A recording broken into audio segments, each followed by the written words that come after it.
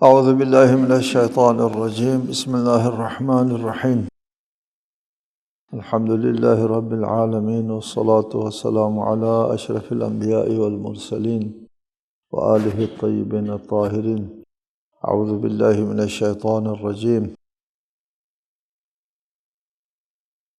ربنا انی اسکنت من ذریتی بواد غیر ذی زرع عند بیتک المحرم ربنا لیقیموا الصلاة فاجعل افئدة من الناس تهوی الیہم وارزقهم من الثمرات لعلهم یشکرون۔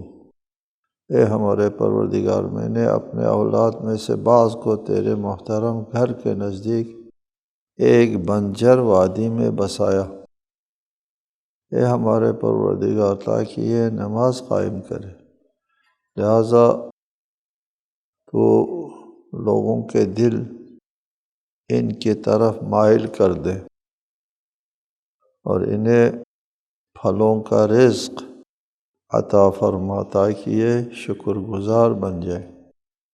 حضرت ابراہیم علی نبینا وعلیہ الصلاۃ والسلام حضرت اسماعیل کو کعبہ کے پاس بساتے ہیں۔ فرمایا بواد غیر ذی زرع، ایک بنجر وادی میں جہاں زراعت نہیں ہے، سبزہ نہیں ہے۔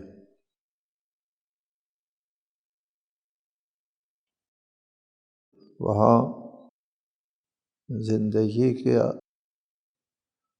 سامان وسائل فراہم نہیں ہے۔ وہاں ایک چیز ہے صرف، عند بیتک المحرم، تیرے محترم گھر کے پاس بیت اللہ ہے، وہاں زراعت نہیں ہے، زندگی کے وسائل نہیں ہے، بنجر آبادی، بنجر علاقہ ہے۔ یہاں فرمایا من ذریتی، اولاد میں سے بعض کو، یعنی حضرت اسماعیل کو صرف اس وادی میں بسایا، بیت اللہ کے پاس۔ ربنا لیقیموا الصلاۃ، یہاں کیوں بسایا؟ ایک تو یہاں بیت اللہ ہے، بیت اللہ یہاں کیوں ہے؟ جہاں پر کوئی آبادی نہیں ہے، زندگی نہیں ہے، آب و گیاہ نہیں ہے، زراعت نہیں ہے، درخت نہیں ہے، کچھ نہیں، زندگی کے لیے جو بھی وسائل چاہیے ان میں سے ایک بھی وہاں نہیں۔ بیت اللہ کو وہاں کیوں بسایا؟ بیت اللہ کو وہاں کیوں بنوایا اللہ تعالیٰ نے؟ اور پھر اس بیت محترم کے جو محافظ ہے اس کو بھی وہاں پر بسا دیا۔ اس کی وجہ جو ہے وہ اسی آیت میں ارشاد فرمائی، جو ہمارے لیے قابل توجہ ہے اور اس کا سمجھنا ہمارے لیے دشوار بھی ہے، بات ہمارے سمجھ میں نہیں آتی۔ فرمایا وجہ یہ ہے ربنا لیقیموا الصلاۃ، ہمارے مالک تاکہ یہ نماز قائم کرے۔ نماز قائم کرنے کے لیے میں نے اپنے اولاد کو بنجر وادی میں بسایا۔ خدایا بنجر وادی اور نماز قائم کرنے کے درمیان میں کیا ربط ہے؟ لیقیموا الصلاۃ، لام تعلیل، علت یہ ہے، سبب یہ ہے، وجہ یہ ہے کہ میں نے نماز قائم کرنے کے لیے اپنی اولاد میں سے کچھ کو تیرے گھر کے پاس بسایا تاکہ تیرے گھر کے پاس نماز قائم کرے، نمازیں پڑھیں۔ کیا اس کی وجہ یہ ہے کہ چونکہ یہ اللہ تعالیٰ کا سب سے پہلا گھر تھا، یہاں عبادت جو ہے وہ فضیلت ہے، اس کی بہت بڑی فضیلت ہے، بڑا ثواب ہے۔ کعبے کے پاس، بیت اللہ کے پاس عبادت کرنا بہت ثواب ہے، لہٰذا بہت زیادہ ثواب مل جائے اس لیے یہاں بسایا۔ یہ ہے عند بیتک المحرم لیقیموا الصلاۃ، اے لیقیموا الصلاۃ عند بیتک المحرم، تاکہ تیرے گھر کے پاس یہ لوگ نمازیں پڑھیں اور ثواب زیادہ ملے۔ یہ ہے وجہ۔ اگر وجہ یہ ہے کہ عند بیتک المحرم نماز قائم کرنے کے لیے اولاد کو حضرت ابراہیم نے بسایا ہے کہ اولاد کو زیادہ سے زیادہ ثواب مل جائے، تو اس کا مطلب یہ ہوا کہ یہ کوئی انفرادی مسئلہ ہے، کوئی ذاتی مسئلہ ہے۔ جس طرح عابد و زاہد ہوتے ہیں، کسی خلوت میں عبادت گزارتے ہیں، اس کی طرح ہے کہ ایک عابد اور ایک عبادت گزار جو ہے وہ خلوت میں جہاں کوئی رش نہیں ہے ادھر نماز پڑھتے ہیں۔ تو یہ حضرت ابراہیم کی اولاد کے اپنی ذاتی مسئلہ ہو گیا، وہاں عند بیتک المحرم زیادہ ثواب ہے۔ دوسری توجیہ یہ ہے جو زیادہ قرین واقع معلوم ہوتا ہے، وہ یہ ہے کہ بواد غیر ذی زرع، یہاں عند بیتک المحرم ہی نہیں ہے بلکہ ایک بنجر غیر آباد وادی بھی ہے۔ اس غیر آباد وادی میں گھر اللہ تعالیٰ نے اپنا بنوایا ہے، اور پھر کہا ہے لیقیموا الصلاۃ، تاکہ نماز قائم ہو۔ اس سے اشارہ ہو سکتا ہے کہ وادی ذی زرع اور اقامہ نماز کے درمیان میں ربط اس طرح ہے کہ اولاد ابراہیم کو اور پھر اس کے بعد آنے والی تمام نسلوں کو ایک مطلب ذہن میں بٹھانا ہے کہ عبادت اور اقامہ نماز اور اللہ کی بندگی نعمتوں کے وفور کے اندر نہیں ہوتی، اور دنیا و ما فیہا سے تھوڑا سا کٹ کے محرومیت کے ساتھ اللہ کی بندگی ہوتی ہے۔ یہ چیز بتانے کے لیے فی واد غیر ذی زرع عند بیتک المحرم ربنا لیقیموا الصلاۃ، تاکہ یہ لوگ نماز قائم کریں، معاشرے میں نماز کو رائج کریں۔ اقامہ الصلاۃ، قرآن مجید جہاں کہیں بھی لفظ نماز کا ذکر کرتا ہے تو یصلون نہیں کہتے ہیں لیصلوا، تاکہ یہ نماز پڑھیں، بلکہ اقامہ الصلاۃ کی تعبیر اختیار فرمایا ہمیشہ بالالتزام۔ اور اس کی وجہ یہ ہے کہ نماز جو ہے وہ معاشرے میں نماز قائم ہو، اور نماز جو ہے کسی اس میں معاشرے میں معطل نہ ہو، نمازی معاشرہ قائم ہو۔ اور نمازی معاشرہ قائم کرنا جو ہے وہ نعمتوں کے ریل پیل میں نہیں ہو سکتا۔ ان الانسان لیطغی ان رآہ استغنی، وہ سرکش بن جاتا ہے جب وہ دیکھتا ہے اپنے آپ کو بے نیاز ہے، اس کو ضرورت نہیں ہے۔ عبادت کیا ہے؟ عبودیت بندگی جو ہے فقر و احتیاج کا احساس ہے۔ بندگی فقر اور احتیاج کا جو احساس ہے اس کو بندگی کہتے ہیں۔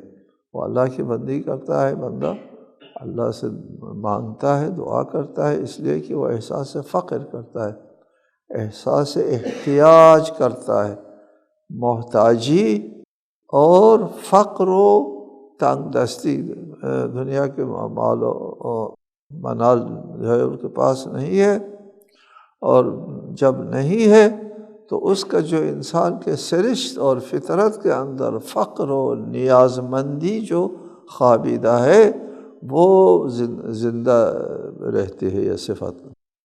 اور اگر انسان جو ہے وہ دولت اور مال اور نعمتوں کے وفور میں آ جائے تو مال اور دولت کے پردے کے پیچھے یہ انسان چلا جاتا ہے، اور پھر یہ احساس جو ہے وہ مر جاتا ہے، بندگی کا احساس، احتیاج کا احساس، فقر و نیاز مندی کا جو احساس ہے وہ ختم ہو جاتا ہے۔ اس لیے ارشاد فرمایا انسان جب مستغنی ہوتا ہے، جی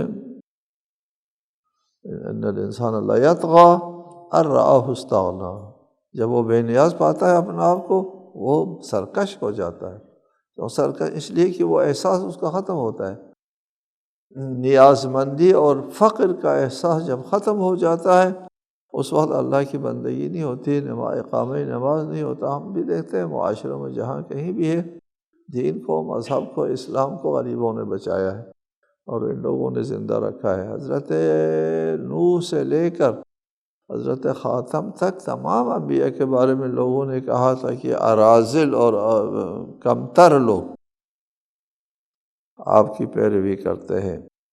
رسالۃ مآب سے لوگوں نے کہا تھا ان کو ہٹاؤ، ان کی جسم سے بدبو آتی ہے، ان کو اپنے سے دور کرو، پھر ہم آپ کے ساتھ بیٹھ سکتے ہیں۔ تو حکم آیا وَلَا تَطْرُدْ، ان کو اپنے سے دور نہ کرو، ٹھیک ہے، جو اللہ کو روز و شب پکارتے ہیں۔ اس لیے فقر و نیاز مندی عبودیت اور بندگی کے لیے بنیاد ہے، اساس ہے کہ انسان نیاز مند ہوتا ہے، انسان محتاج سمجھتا ہے اپنے آپ کو، پھر اللہ کی طرف وہ رجوع کرتا ہے، اللہ کی بندگی کرتا ہے۔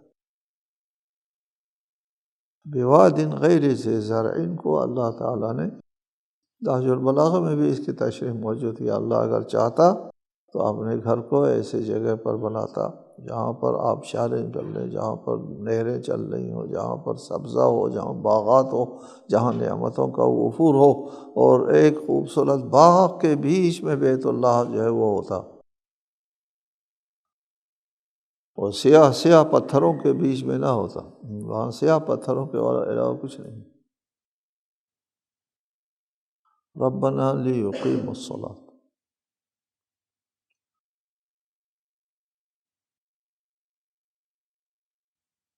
فاجعل افئدة من الناس تہوی الیہم۔ بس یہ فائے تفریح ہے۔ جب میں آپ سے یہ دعا کر رہا ہوں کہ میں اپنے اولاد کو ایسے بنجر علاقے میں بسا رہا ہوں تاکہ یہ نماز قائم کرے، پس نتیجتاً اے اللہ لوگوں کے دلوں کو ان کی طرف مائل کر دیں کہ لوگ ان کے ساتھ محبت کریں۔ اللہ سے حضرت ابراہیم دعا کر رہے ہیں، چاہ رہے ہیں، طلب کر رہے ہیں، فجعل، دعا کر رہے ہیں کہ لوگ میری اولاد سے محبت کرنے لگ جائیں۔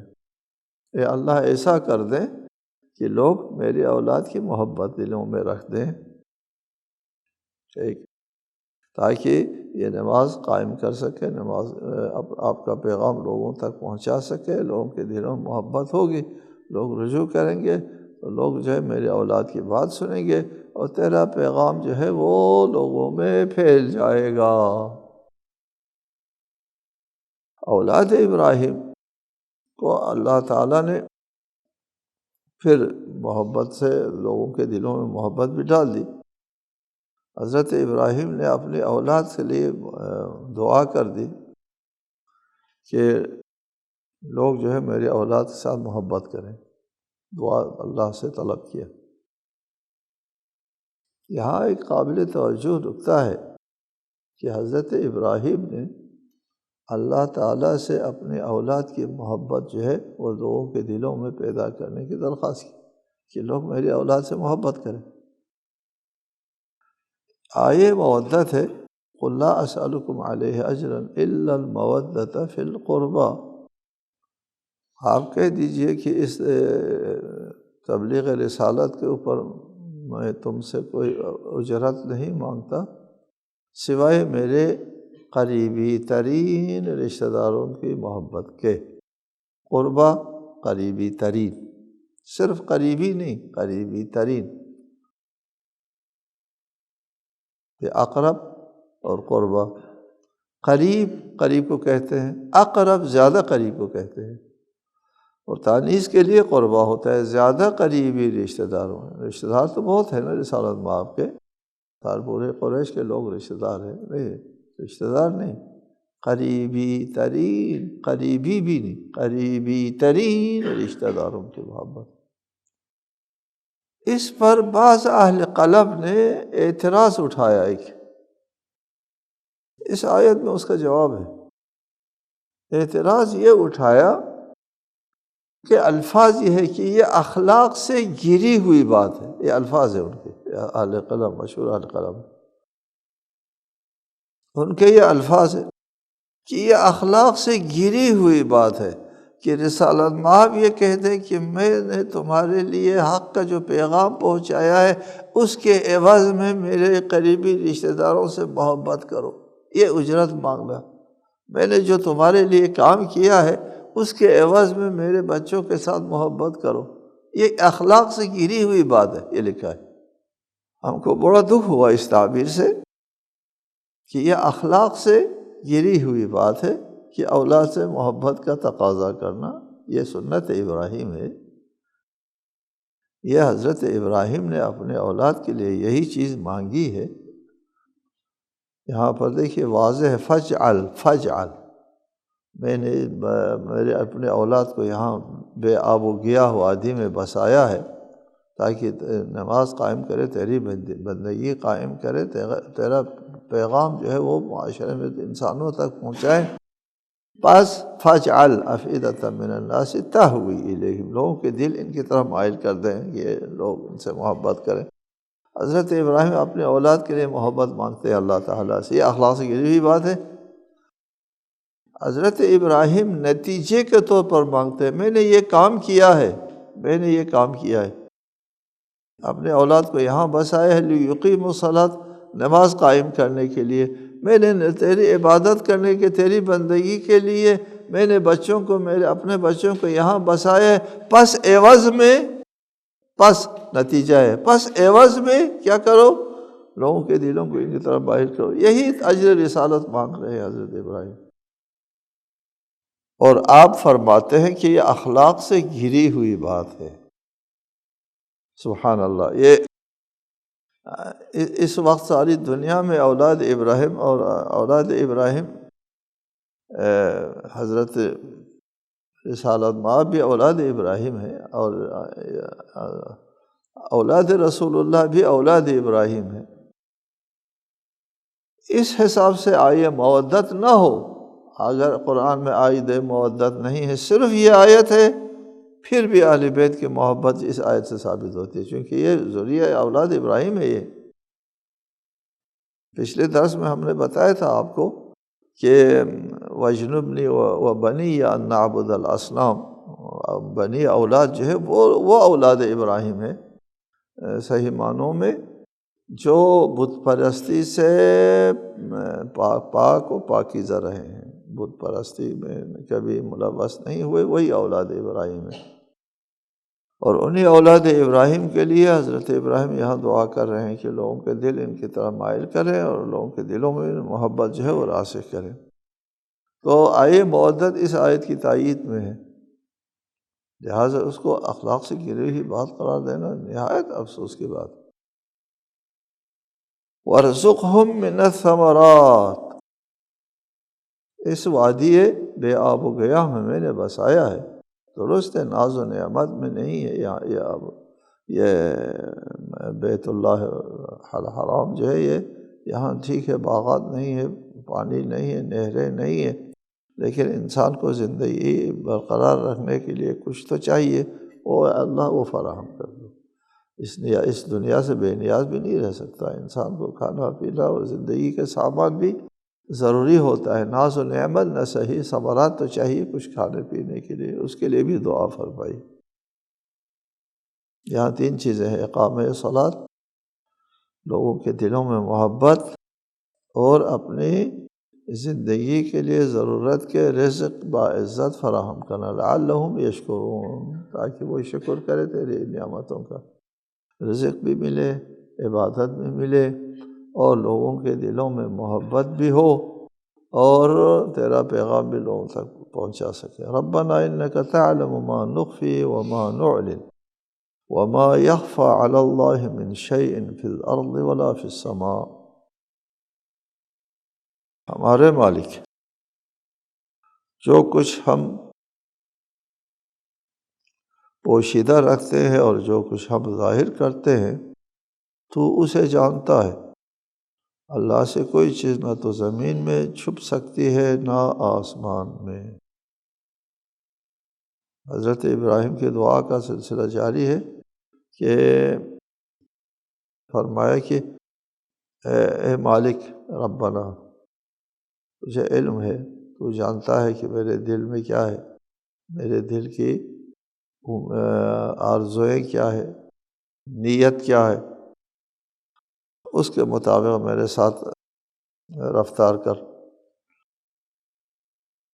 وما يخفى على الله من شيء في الارض ولا في السماء، اللہ کے لیے کوئی چیز آسمان میں نہ زمین میں پوشیدہ نہیں رہ سکتی۔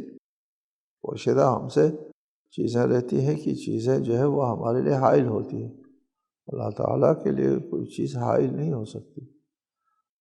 تمام کائنات جو ہے اللہ تعالیٰ کے سامنے ہے، اس لیے اللہ تعالیٰ سے کوئی نہ آسمان میں نہ زمین میں کوئی چیز پوشیدہ نہیں ہو سکتی۔ وہ دل کی نیتوں کو، دل کے ارادوں کو اور ارادوں کے پیچھے اصل محرک کو جانتا ہے۔ یہ ارادہ کس محرک کے بنیاد پر آیا، یہ بات دل میں کس محرک کے بنیاد پر آیا۔ اصل جو محرک ہے، ثواب اور عقاب اس محرک کا تابع ہوتا ہے، بشرطے کہ وہ عملی شکل اختیار کرے۔ اللہ تعالیٰ اس عمل کے جو وجود میں آیا ہے انسان کرتا ہے، اس کے پیچھے اصل محرک کیا ہے، اس محرک کو جانتا ہے، اور اس محرک کی بنیاد پر اس عمل کو ثواب ملتا ہے یا عقاب ملتا ہے۔ اصل بنیاد وہ محرک ہے جو پوشیدہ ہے باقی لوگوں سے، لیکن اللہ تعالیٰ سے پوشیدہ نہیں ہے اس محرک۔ وہ محرک اگر پہلے بھی بتایا تھا آپ کو کہ انسان میں جتنا حسن آتا ہے اتنا ہی اس کے عمل میں حسن آتا ہے۔ وہ حسن کہاں سے آتا ہے؟ اس محرک میں جتنا حسن ہے اتنا ہی اس کے عمل میں حسن آتا ہے۔ اور محرک میں حسن کب آتا ہے؟ جب انسان کے اندر حسن موجود ہو، وہ اعلیٰ درجے کے ایمان کے اوپر فائز ہو، اعلیٰ درجے کا اخلاص اس میں موجود ہو، پھر اس کے عمل کو قیمت زیادہ ملتی ہے۔ حضرت ابراہیم یہی چیز بیان کر رہے ہیں کہ میرے دل میں جو بات ہے، جو اصل محرک ہے ان اعمال کا، وہ تو جانتا ہے۔ الحمدللہ الذی وہب لی علی الکبر اسماعیل و اسحاق ان ربی لسمیع الدعاء۔ صلاح کامل ہے اس اللہ کے لیے جس نے عالم پیری میں مجھے اسماعیل اور اسحاق عنایت کیے۔ میرا رب تو یقیناً دعاؤں کا سننے والا ہے۔ حضرت ابراہیم جب 100 سال کے تھے، کہتے ہیں 84 سال کے تھے حضرت اسحاق پیدا ہوئے، جب 100 سال کے تھے حضرت اسماعیل پیدا ہوئے، اور پھر حضرت اسماعیل جب بڑے ہو گئے تو اس وقت جمع ہو گئے، اس وقت حضرت اسماعیل کے ساتھ خانہ کعبہ کی بنیاد اٹھائی اوپر۔ وَإِذْ يَرْفَعُ إِبْرَاهِيمُ الْقَوَاعِدَ مِنَ الْبَيْتِ وَإِسْمَاعِيلُ، خانہ کعبہ کی دیواروں کو اٹھا رہے تھے۔ اسماعیل بھی جوان ہو گیا تھا، باپ کے ساتھ کام کرنے کے لائق ہو گیا تھا، گھر کی تعمیر بھی ہو گئی ہے۔ اسحاق اور اسماعیل پیدا ہو گئے جب آپ کی عمر جو ہے 100 سال کی تھی۔ اس وقت کی بات ہے یہ سارا واقعہ۔ انی اسکنت من ذریتی بواد غیر ذی زرع، حضرت اسماعیل کی ولادت کے بعد، یعنی حضرت ابراہیم کی 100 سال عمر کو پہنچنے کے بعد کی بات ہے یہ سارا۔ جب آپ عراق سے ہجرت کر کے کنعان آئے، کنعان سے ہجرت کر کے اسماعیل کو یہاں حجاز میں بسایا، اس وقت کی بات ہے، اس وقت اللہ تعالیٰ کے حمد و ثنا فرماتے ہیں کہ مجھے بڑھاپے میں اسماعیل اور ابراہیم عنایت فرمایا، رب اجعلنی مقیم الصلاۃ ومن ذریتی ربنا وتقبل دعا، مجھے بھی نماز قائم کرنے والا قرار دے دے اور میری ذریت کو بھی، میری ذریت کو، میری اولاد کو بھی مقیم الصلاۃ، نماز قائم کرنے والا قرار دے، ربنا وتقبل دعا۔ آگے ہے قابل توجہ آیت ہے، ربنا اغفر لی ولوالدی وللمؤمنین یوم یقوم الحساب، اے اللہ مجھے معاف کرو اور میرے والدین کو۔ پہلے بھی آپ کو بتایا کہ انبیاء اپنے لیے مغفرت کیوں مانگتے ہیں، وہ اس لیے مانگتے ہیں کہ وہ سمجھتے ہیں کہ ہم نے اللہ تعالیٰ کی بندگی کا حق ادا نہیں کیا، کوتاہی ہو گئی ہم سے۔ جو ایک انسان سے ہو سکتا ہے وہ سارا حق ادا کرنے کے بعد اپنی کوتاہی کا اعتراف کرتے ہیں، کہتے ہیں معاف کرو، بخش دو مجھے۔ یہ آداب بندگی میں سے ہے کہ آپ بھی اپنے مہمان، عزیز ترین مہمان آپ کا استاد جو ہے، جب آپ بہت بڑے ہو جاتے ہیں تو استاد آپ کے پاس آتے ہیں، ان سے جو پذیرائی آپ سے ہو سکتی تھی آپ کرتے ہیں، بعد میں معافی مانگتے ہیں۔ یہ آداب ہے جی۔ ایسا تو نہیں ہوتا کہ جب آپ نے ان کی اچھی خدمت کی اور جاتے ہوئے کہا میں نے آپ کی بہت خدمت کی ہے، ہاں جی، تو استاد کہے کہ نہ کرتا اچھا تھا، ٹھیک ہے۔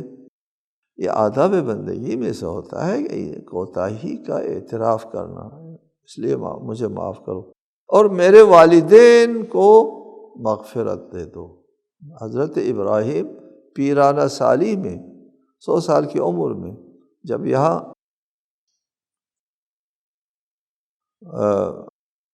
حجاز میں بیت اللہ کی تعمیر کی ہے، اسماعیل جوان ہو گئے ہیں، اس کے بعد یہ دعا کر رہے ہیں کہ میرے والدین کی مغفرت کرو۔ اس سے ثابت ہوتا ہے کہ آپ کے والدین مومن تھے۔ اس پر مزید بحث انشاءاللہ ہم آئندہ کریں گے۔ السلام علیکم۔